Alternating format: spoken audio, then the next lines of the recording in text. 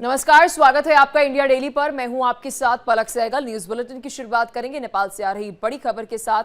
नेपाल में अभी भी सड़कों पर लोग उतरे हैं, प्रदर्शन कर रहे हैं। तस्वीरें जो है वो लगातार नेपाल से सामने आ रही है। लोगों को सेना तितर बितर कर रही है। सेना लोगों को वापस भेजने की अपील कर रही है। वहां पर सेना का लोगों से यही कहना है कि अभी आप अपने घरों में रहिए। देखिए, खबर नेपाल से सामने आ रही है। नेपाल में स्थिति अभी भी तनावपूर्ण बनी हुई है। तो यहाँ पर काठमांडू की बात करें तो लोगों को सेना जो है वो यही अपील कर रही है कि अपने घरों में रहे, लेकिन उसके बावजूद भी तस्वीरें जो सामने आ रही है वो ये है कि अभी भी प्रदर्शनकारी जो है वो प्रदर्शन करने के लिए पहुंच रहे हैं। ये खबर नेपाल के काठमांडू से सामने आ रही है, क्योंकि सबसे ज़्यादा जो आक्रोश और प्रदर्शन है वो नेपाल की राजधानी काठमांडू में ही देखने को मिल रहा है। देखिए, एक तरफ सोशल मीडिया का मुद्दा था, लेकिन धीरे धीरे वहाँ के शासन से नाराज़ ये आवाम जो है वो प्रदर्शन करते हुए नजर आई। नेपाल की आवाम का ये कहना है कि वो इस लोकतंत्र से, ये ढोंगी लोकतंत्र से खुश नहीं है, क्योंकि उनका ये कहना है कि हमें अभिव्यक्ति की आज़ादी नहीं है, हमें बोलने की आज़ादी नहीं है, देश में नेपोटिज्म है। और ऐसे लोकतंत्र को लेकर वहाँ के युवा जो है वो सवाल खड़े कर रहे हैं। और पिछले 17 सालों का अगर जिक्र करें, कुछ ही सालों तक एक सरकार का टिकना, लगातार शीर्ष नेतृत्व का बदलना, ये वो सभी संकेत थे कि पॉलिटिकल इंस्टेबिलिटी जो है वो निरंतर नेपाल में रही है। और अब सालों की ये फ्रस्ट्रेशन, ये गुस्सा, ये अब इन सभी युवाओं का सड़कों पर निकल रहा है, क्योंकि ये वो युवा हैं जो पढ़ते तो नेपाल में हैं और शायद अब पढ़ाई भी अगर हम बात करें, क्वालिटी एजुकेशन जो है वो नेपाल में नहीं मिल पाती, और फिर इन्हें पलायन करके दूसरे देश जाना पड़ता है। कितने नेपालियों को आप जानते होंगे जो भारत में पढ़ने के लिए आते हैं, नौकरी करने के लिए आते हैं, और इनका आक्रोश जो है वो कहीं ना कहीं जायज़ भी नज़र आ रहा है, क्योंकि ये वो युवा हैं जिनका ये कहना है कि देश में विकास नहीं, महज भ्रष्टाचार बचा था। इस बीच एक और बड़ी खबर का रुख कर रहे थे। हिंसा के बाद नेपाल का शेयर बाजार जो है वो बंद हो गया है। तो देखिए, जो ये इमरजेंसी की स्थिति अभी बनी हुई है नेपाल में, इसके बाद शेयर बाजार जो है नेपाल का वो बंद है। अनिश्चितकाल के लिए शेयर बाजार अब बंद है, क्योंकि देखिए, जिस देश में सरकार ही नहीं है और इकोनॉमी की अगर बात करें, उसे हैंडल करने के लिए, शेयर बाज़ार को हैंडल करने के लिए कोई नेतृत्व ही नहीं है, तो वहाँ पर अब शेयर बाज़ार जो है वो इस इमरजेंसी की स्थिति में बंद कर दिया गया है। हिंसा के बाद नेपाल की स्थिति कुछ इस कदर की है, जहाँ पर जानकारी ये मिल रही है कि शेयर बाज़ार जो है वो बंद है। और अभी भी वहाँ पर लोगों से ये अपील की गई कि सरकार गिर चुकी है, अब वहाँ पर प्रदर्शन ना करें। लेकिन ये लोग आक्रोशित हैं। जांच का ये विषय है कि जिस तरीके से बांग्लादेश, श्रीलंका में लगातार जब सरकारें गिरी, लोग सड़कों पर आए, तो पहले उन्हें स्टूडेंट समझा गया था, लेकिन धीरे धीरे निकलकर चीज़ें सामने आई कि ये विदेशी ताकतें थी। तो अभी जो क्या नेपाल में हो रहा है, क्या ये सच में युवा पीढ़ी है या कोई और, कई सारे सवाल जहन में। लेकिन अभी जो तस्वीरें हैं वो परेशान करने वाली हैं। वहाँ पर आप देख सकते हैं नेपाली जो सेना है वो आपको नज़र आएगी, लोगों को रोकते हुए, समझाते हुए वहाँ पर खड़ी है। नेपाल प्रोटेस्ट की ये तस्वीरें आपको दिखा रहे हैं, नेपाल के काठमांडू की ये तस्वीरें।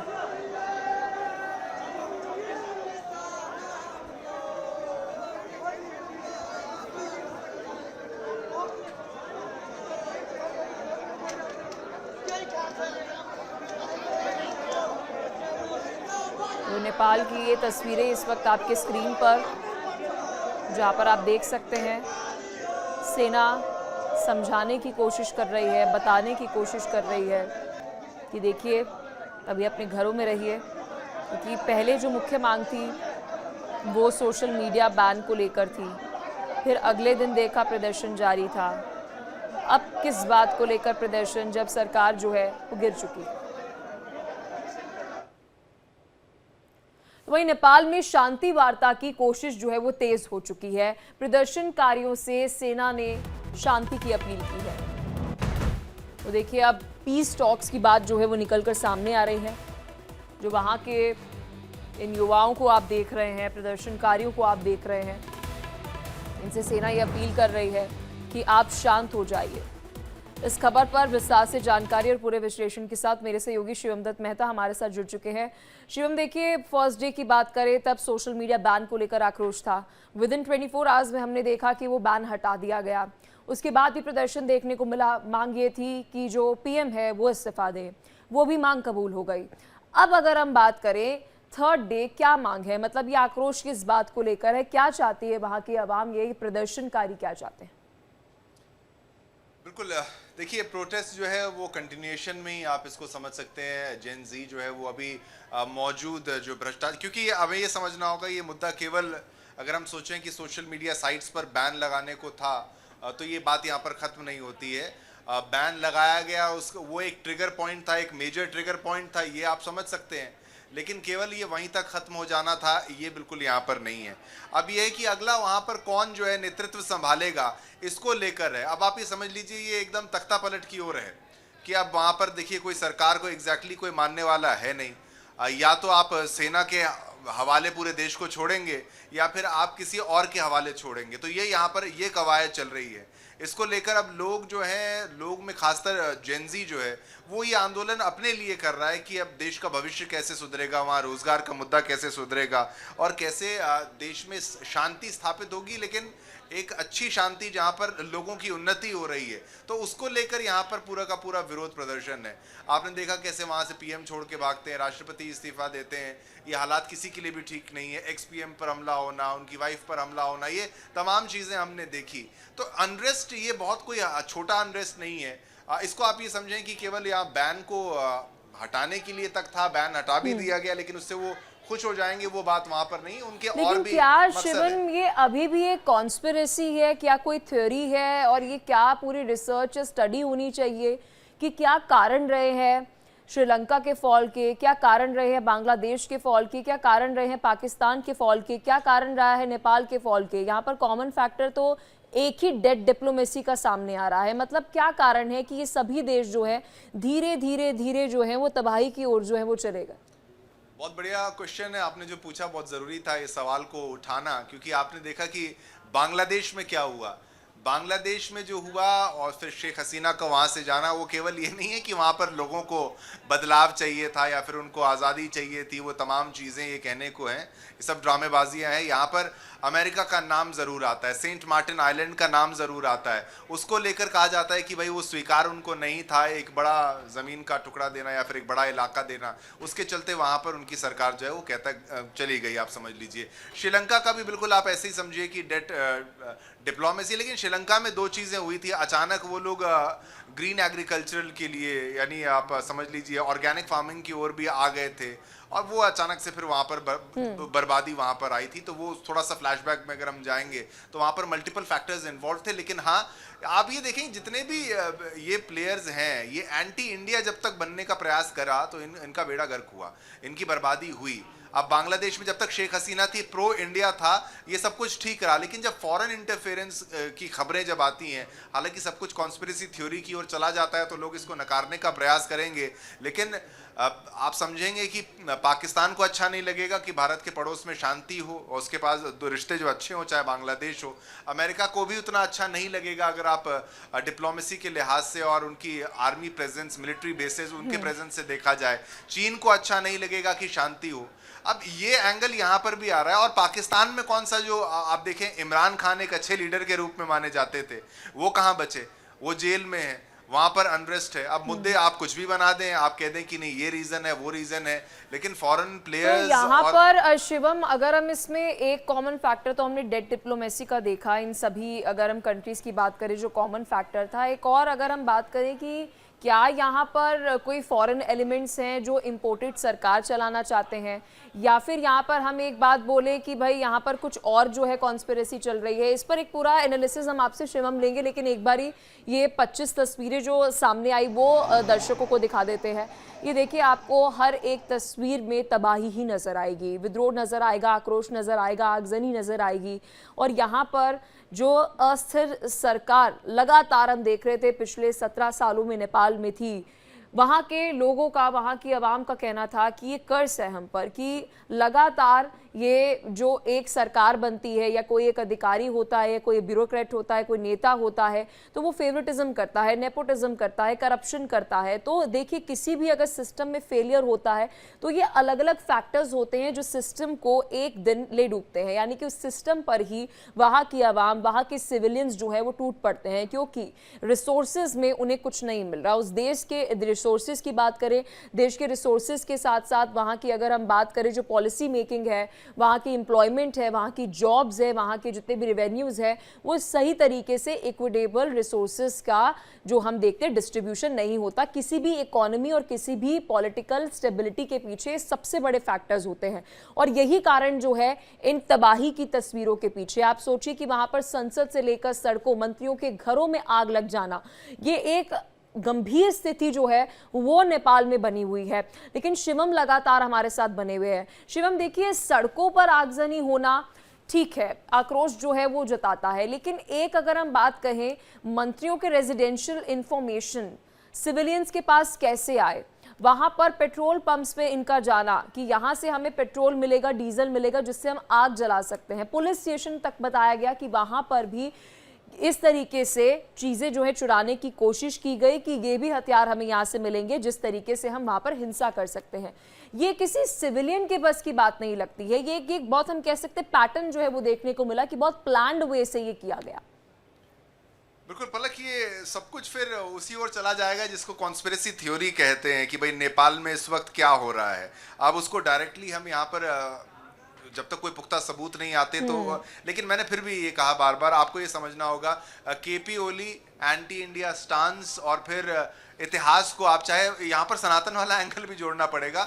वो हर चीज़ में विरोध करते थे कि भाई राम वहाँ के नहीं, राम यहाँ के हैं, और सीता माँ, ये तमाम चीज़ों को लेकर भी उन्होंने जिस तरीके की एक भूमिका बनाने का प्रयास किया, यानी इंडिया से कट ऑफ करने का प्रयास जो किया, तो ये भारत और नेपाल का रिश्ता जो है वो कोई ऐसा नहीं कि दो अलग अलग देशों का है। हमारे बॉर्डर्स बहुत पोरस होते थे, वहाँ से यहाँ कोई आता है रहता है कोई दिक्कत नहीं, यहाँ से वहाँ कोई जाता रहता है दिक्कत नहीं। कोई ऐसा नहीं है कि आप किसी और फॉरेन कंट्री जा रहे हैं। तो ये तमाम चीज़ें, एक तो एंटी इंडिया स्टांस में एक एंगल ये था कि चाइनीज़ एंगल वहाँ पर था, तो चाइना के सपोर्ट में वो बहुत ज़्यादा थे। चाइना, देखिए, चाइना उनकी ज़मीन पर कब्जा करता है, उनके 5 गाँव कब्जा लेता है, फिर भी वो कुछ कर नहीं पाते। और ये सोचिए, नेपाल के लोग जो बहुत ब्रेव माने जाते हैं, बहादुर माने जाते हैं, वो ये सब देख रहे थे, वेट कर रहे थे कब तक वहाँ पर ये होगा, और अंत में उनको एक ट्रिगर पॉइंट यहाँ पर मिला जो कि सोशल मीडिया बैन किया गया। करप्शन एक मेन रीज़न है। और फिर मैं बार बार ये बात कहता हूँ कि इसमें हम ग्लोबल पावर्स को इग्नोर नहीं कर सकते। चाइना का ज़्यादा प्रेजेंस होना अमेरिका को भी अच्छा नहीं लगता है। अब इसमें आप डायरेक्टली कहेंगे कि उन्होंने ये करवाया या किया, ये हम नहीं कह सकते। बिल्कुल, इसकी हम पुख्ता जानकारी नहीं दे सकते क्योंकि हमारे पास कोई डॉक्यूमेंट्री, कोई प्रूफ जो है इसको लेकर नहीं है। लेकिन आप शिवम लगातार हमारे साथ बने रहिए, आपसे हर एक अपडेट, पूरा एनालिसिस हम दर्शकों तक पहुंचाते रहेंगे। लेकिन एक बड़ी खबर सामने आ रही है, नेपाल में भारतीय दूतावास की सुरक्षा जो है वो बढ़ा दी गई है। नेपाल में भारतीय दूतावास की सुरक्षा बढ़ाई गई है। भारतीयों को वापस लाने की तैयारियां तेज हो चुकी हैं, क्योंकि जानकारी ऐसी है कुछ 5000 वहां पर टूरिस्ट जो है वो फंसे हुए हैं। युवाओं के प्रदर्शन को लेकर ये फैसला जो है वो लिया गया है कि अगर कोई भी अप्रिय घटना वहां पर भारतीयों के साथ नहीं होनी चाहिए। तो अक्सर हम देखते हैं कि किसी भी कंट्री में, किसी भी देश में अगर कोई टेंशन का माहौल होता है, कोई वॉर की स्थिति बनती है या फिर कोई सिविल वॉर की भी स्थिति बनती है, तो इमीडिएटली भारत की तरफ से ये एक्शन लिया जाता है, ये तैयारी की जाती है कि फर्स्ट कम फर्स्ट हमारे जो नागरिक हैं, भारतीय सिविलियंस जो हैं, वो वापस आए।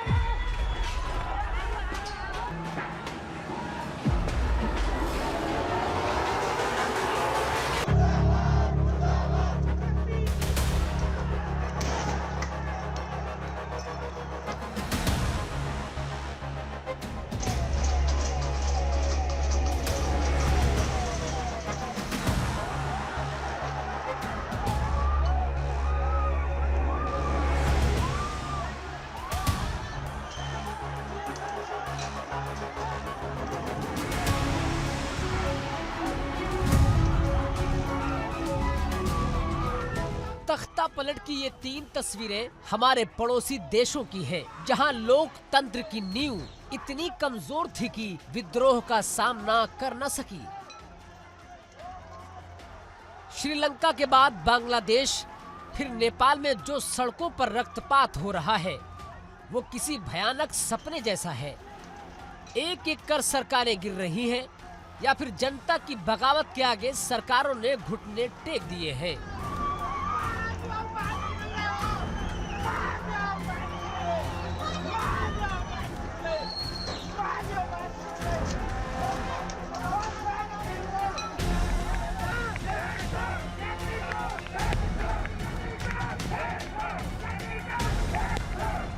नेपाल में जेन एक्स नहीं, उससे एक कदम आगे की तस्वीर दुनिया को दिखाई गई, जहां सोशल मीडिया बैन पर युवा बगावत पर उतर आए और ओली सरकार की चूल्हे हिला दी।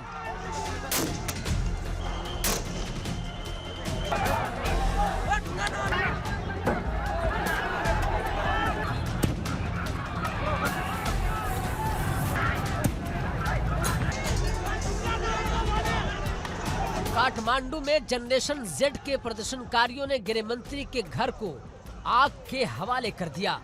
यहां तक कि नेपाल के राष्ट्रपति का घर भी महफूज नहीं रह पाया।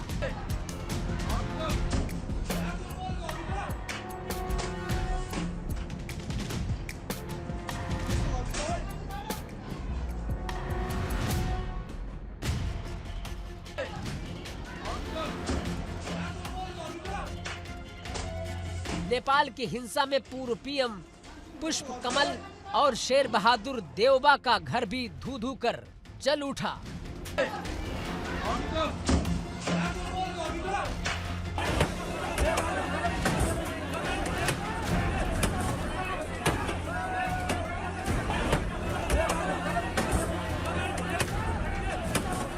नेपाली कांग्रेस के दफ्तर में आग लगा दी गई। ओली की पार्टी ऑफिस को भी आग में झोंक दिया गया।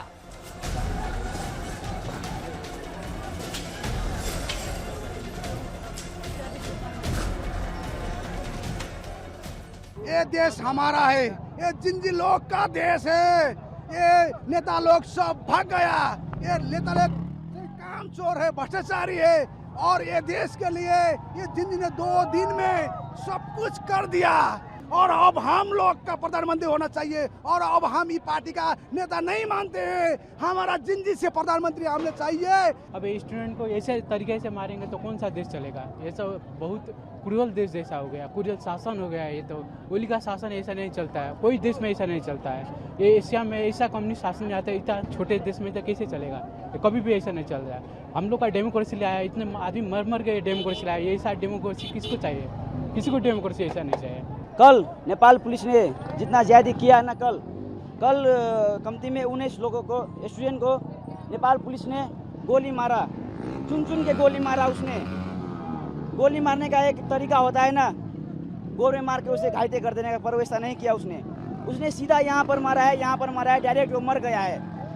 और ये सरकार ये जो हुआ है ना, ये इतना कुछ ये सोशल बैंडिंग के लेके नहीं हुआ है। हम लोगों को चाहिए यूथ लीडर चाहिए। अब हम लोग परिवर्तन खोज रहे हैं। ये बूढ़े लोग है ना, ये बूढ़े जब लीडर है ना, वो हम लोग अब वक्त हो गया है। अब नहीं चाहिए, हमारा यूथ चाहिए। अब बिगड़े हालात को संभालने के लिए ओली सरकार ने कई कोशिशें भी की। शहर शहर पहले हिंसक प्रदर्शन को रोकने के लिए एहतियाती कदम भी उठाए गए।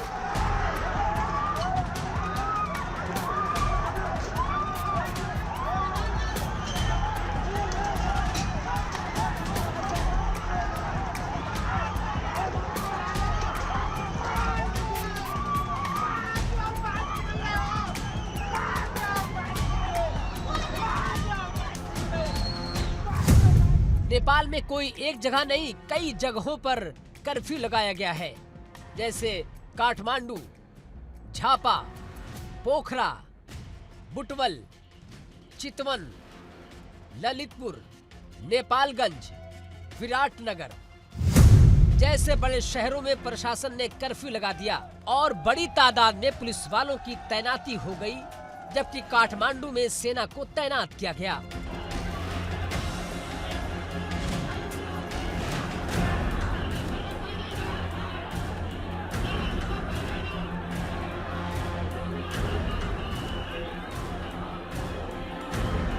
नेपाल की सरकार को इस तरह के विद्रोह का अंदाजा नहीं था। जब एहसास हुआ तो देर हो चुकी थी।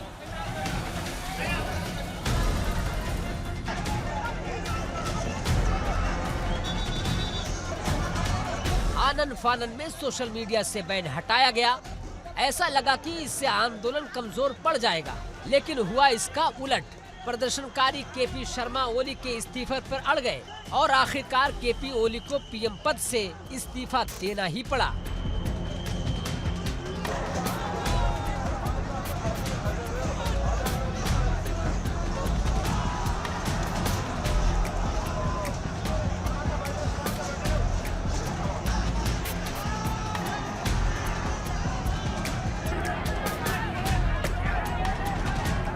ओली से पहले सरकार के कई मंत्रियों ने इस्तीफा दिया ताकि लोगों का गुस्सा शांत हो जाए, लेकिन ये हो न सका। देखते ही देखते नेपाल में हालात बस से बदतर हो गए और फिर शुरू हुआ तख्ता पलट का सीन। उप प्रधानमंत्री प्रकाश मान सिंह ने इस्तीफा दिया, विदेश मंत्री आरजू राणा देवबा ने इस्तीफा दिया, खेल मंत्री तेजूलाल चौधरी ने इस्तीफा दिया, कानून मंत्री अजय चौरसिया ने इस्तीफा दिया, ऊर्जा मंत्री दीपक खड़गा ने इस्तीफा दिया, वन मंत्री एन बहादुर शाही ने इस्तीफा दिया, स्वास्थ्य मंत्री प्रदीप पौडेल ने इस्तीफा दिया, रामनाथ अधिकारी ने इस्तीफा दिया, पर्यटन मंत्री बद्री पांडे ने भी इस्तीफा दिया। दिग्गजों ने विद्रोह के आगे सरेंडर कर दिया और अपना इस्तीफा प्रधानमंत्री ओली को सौंप दिया। लेकिन बात जब नहीं बनी तो ओली ने भी इस्तीफा दे ही दिया। बाद में वहां के राष्ट्रपति रामचंद्र पौडेल को भी इस्तीफा देना ही पड़ा, जिसके बाद सेना ने उन्हें अपनी सुरक्षा घेरे में ले लिया ताकि प्रदर्शनकारियों के हमले का वो शिकार न हो जाएं।